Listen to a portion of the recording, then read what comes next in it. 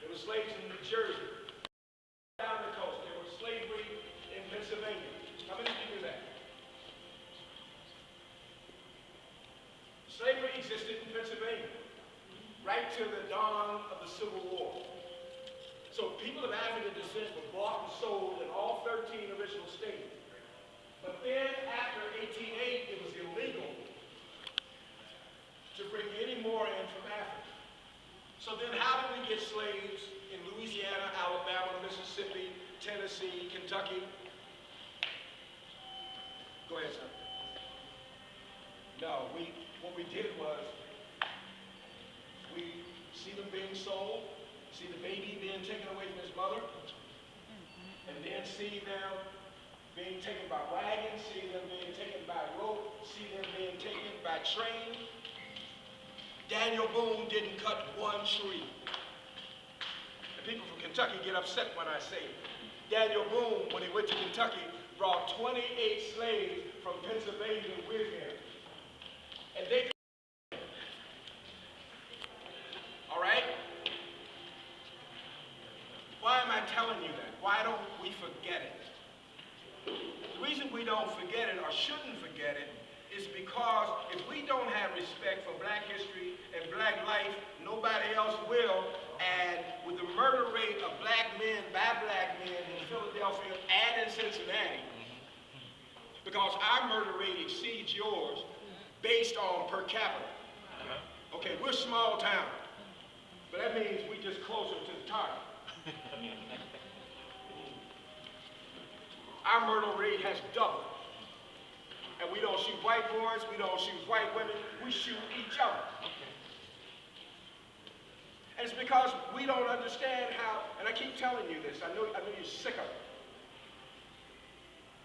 But once you get to know you and love you, you won't have to kill anybody else.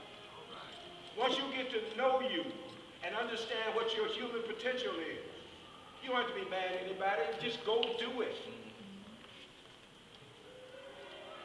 So when I tell you that this is my end of the museum, they gave me a blank check and I spent $2 million in this wing of the museum.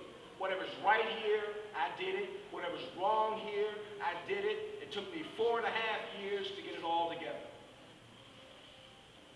That's what you're going to school for, to be good at something. Yep. We ended up, after all these journeys, coming out of places like this, and they existed all over the country where black people were stored. There were slave pens and slave jails in New York City, in New Jersey.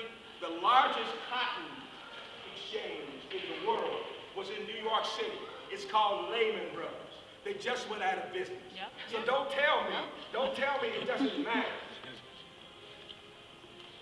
Lehman Brothers was one of the largest investment corporations in America until within the last 9 months.